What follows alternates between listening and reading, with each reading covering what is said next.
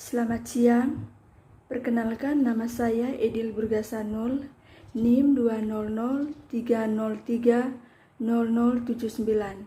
kelas C semester 2, jurusan Sosiologi. Baik, pada kesempatan ini saya akan mempresentasikan hasil review buku saya yang kedua, mata kuliah Teori Sosiologi Klasik. Di sini saya akan membahas tentang sejarah sosiologi klasik, karya Iskon. A. Dari filsafat sosial ke sosiologi. 1. Premis ideologis dan teoritis dan sosiologis pengetahuan. Sosiologis muncul di pertengahan abad ke-19 sebagai ilmu independen dari pola perkembangan dan fungsi sistem sosial. Bukan karena objek kajiannya yang baru telah muncul, tetapi karena masalah telah berkembang dalam ilmu sosial yang lain yang tidak mungkin ditangani dengan cara tradisional dan dalam batas-batas sistem pengetahuan yang ada. Yang berikut, visi sosiologis dunia atau gaya berpikir sosiologis, mengandaikan yang pertama, pandangan masyarakat sebagai satu kesatuan sistematik yang berfungsi dan berkembang menurut hukumnya sendiri, dan bukan sebagai suatu yang digunakan secara mekanis dan oleh karena itu memungkinkan segala macam kesewenang-wenangan kombinasi elemen sosial yang terpisah. Sikap sadar pada studi tentang yang benar-benar ada hubungan sosial dan berbeda dengan konstruksi utopis dari sistem sosial yang ideal. Yang kedua, ketergantungan metode penelitian empiris, atau meskipun pemahaman tentang metode ini mungkin berbeda, dikontras dengan kontribusi filosofis spekulatif. Unsur-unsur pendekatan ini dibangun secara bertahap dalam konteks sosial filsafat dan sejarah zaman modern, dan sebagai studi empiris dan diferensiasi ilmu sosial dan kemanusiaan berkembang atau prosesnya sedang kuat, terlebih lagi masalah masyarakat sebagai sosial sistem telah dianjurkan oleh teori-teori abad ke-17 dan fisika sosial. Yang kedua, premis sosial dan kelas sosiologi. Kondisi kerja pabrik yang sangat keras dan kehidupan pekerja sangat kontras tajam dengan pertumbuhan kekayaan borjuis. Provokasi pada zaman perjuangan kelas, pemberontakan penenung Lyon di Prancis, gerakan Ludite di Inggris, dan kemudian Chartisme adalah bukti masuknya ke era kelas sosial baru, proletariat. Dari abad ke-19, 3 orientasi utama, dengan demikian 3 kelompok pemikir menjadi jelas diuraikan dengan pemikiran sosial politik Eropa Barat. Konservatif tradisionalitis, utilitarian liberalis borjus, dan sosialis utopis yang tidak hanya mewujud tradisi intelektual yang berbeda, tetapi mengungkapkan kepentingan kelas sosial yang berbeda. B. Auguste Comte dan Origin of Positive Sociology. 1. Comte dan waktunya. Auguste Comte, pendiri positivisme dalam filsafat dan sosiologi, lahir di Montpellier pada tahun 1798 di keluarga seseorang pegawai negeri. Paruh pertama abad ke-19 adalah periode yang sangat penting dalam sejarah Prancis.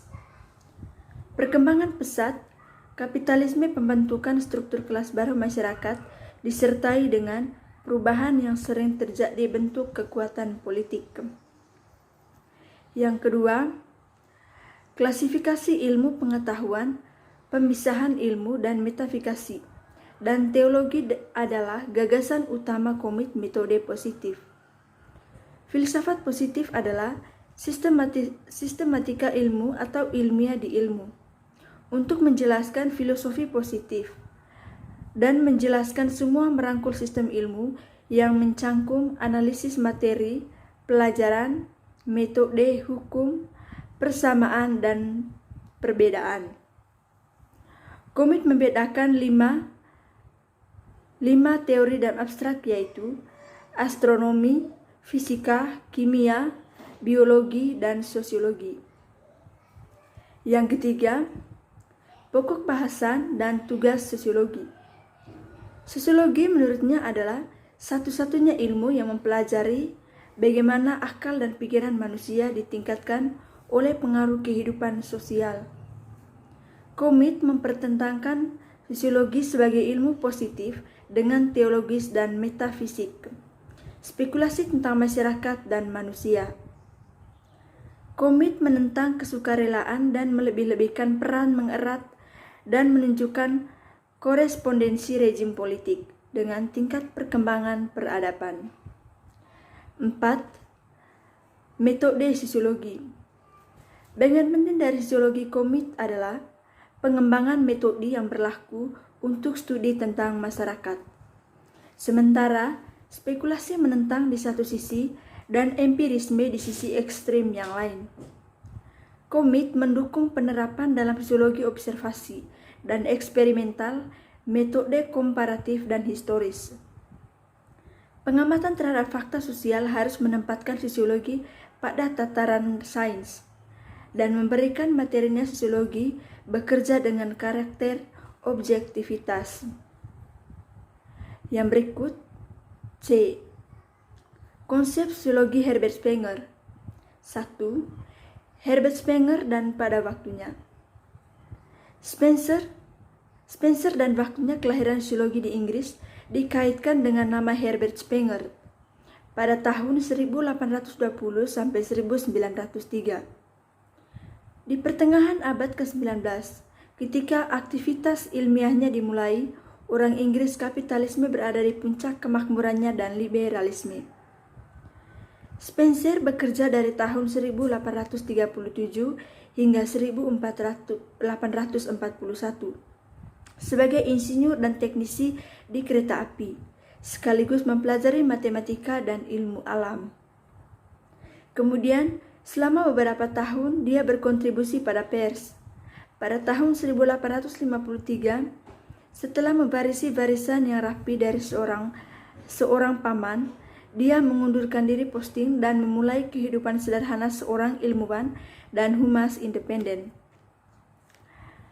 Pada awal tahun 1860-an, Spencer melakukan upaya yang luar biasa untuk menciptakan sistem sintetis filsafat yang akan menyatukan semua ilmu teoritis saat itu. Yang kedua, pokok bahasan sosiologi. Spencer tidak memberikan definisi sosiologi formal yang berkembang atau hubungannya dengan yang lain ilmu sosial. Namun, dalam The Study of Sociology, ia menaruh banyak perhatian untuk mendemonstrasi kemudian keberadaannya sebagai ilmu. Kemungkinan ini tergantung pada keberadaan yang berikut. Yang pertama, hukum universal kausalitas alam yang beroperasi dalam masyarakat pada tingkat yang sama seperti di alam. Yang kedua, koneksi reguler elemen dan struktur fenomena apapun.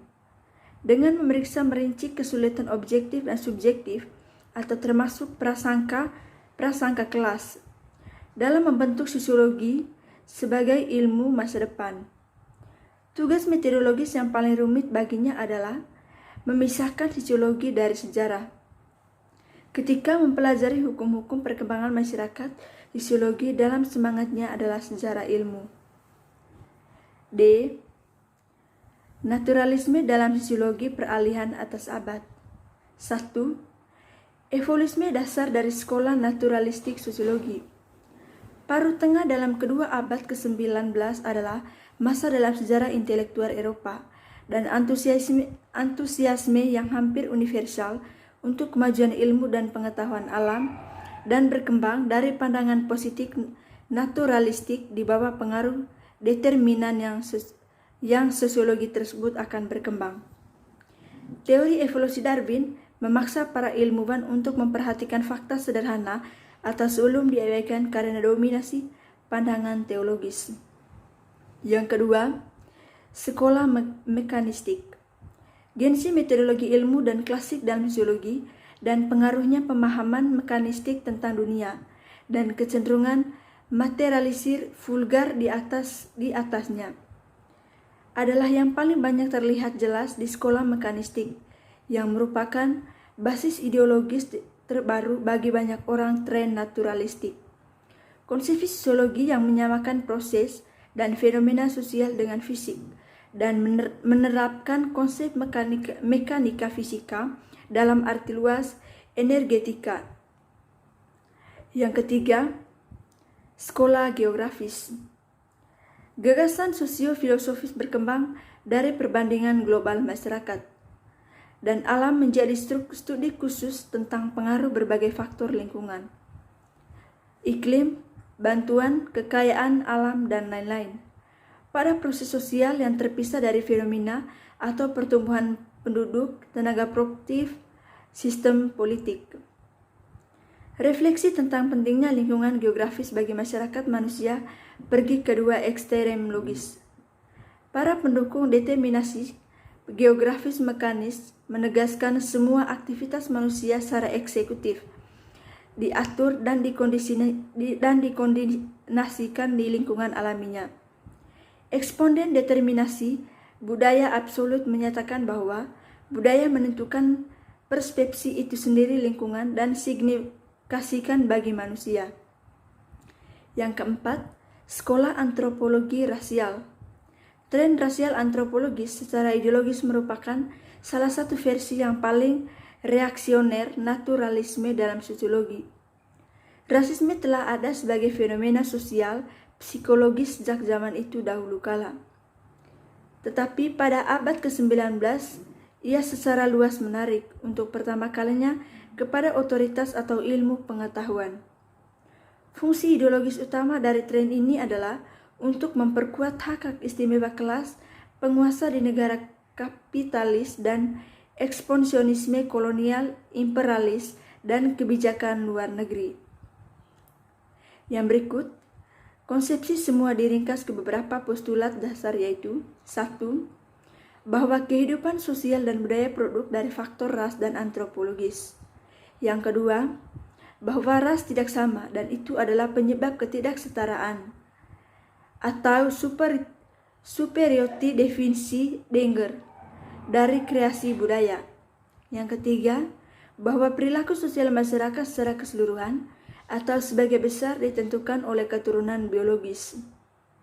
Yang keempat, bahwa percampuran ras atau misgenization berbahaya. Tema sentral karyanya adalah bahwa ketidaksetaraan terkait dengan perbedaan ras dan perjuangan ras yang berasal darinya. Ini adalah penyebab kemunduran dan kematian peradaban. Yang berikut E. Sosiologi psikologi perhitungan abad. 1. Psikologi dan sosiologi di abad ke-19. Krisis biologi teori naturalistik pada akhir abad ke-19 mempromosikan penguat tren psikologis dan sosiologi. Luke dan Hun, pencerahan Prancis dan utilitarian Inggris telah mengutip hukum universal psikologis dan human property alam. John Stuart Mill menegaskan dalam polemik melawan komik bahwa semua hukum sosial dapat direduksi untuk hukum sifat manusia individu. Pada akhir abad psikologi, sebagai kecenderungan umum ke arah psikologis, pembuktian pengetahuan ilmiah, dan penjelasan fenomena yang paling beragam, kini menjadi tersebar luas.